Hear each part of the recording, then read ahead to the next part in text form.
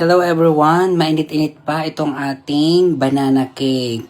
So, as of this time po is Pesach po dito or Passover dito po sa Israel. So, hindi po sila, ang mga tinapay po dito is unleavened or wala pong mga libadura. Kaya walang tinapay na tinda sa ating mga grocery. So, ako ay nagluto na lamang dahil para may pambukas ako na almusal. So, yan ang banana cake. Nakakita ko doon yung banana cake ko kasi doon is malapit na siyang overripe. So, ginawa ko ulit. And then, ang nilagay ko sa halip na harina is oatmeal ang ating nilagay. So, yan. Nilagyan ko lang po siya ng isang balat na oatmeal which is 435 ml na oatmeal.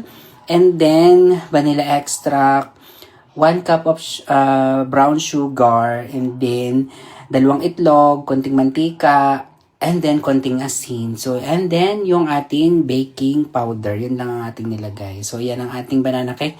Umuusok-usok pa everyone ng bonggang-bongga, diba? Yan. Masarap yan kasi oatmeal. Thank you so much, everyone.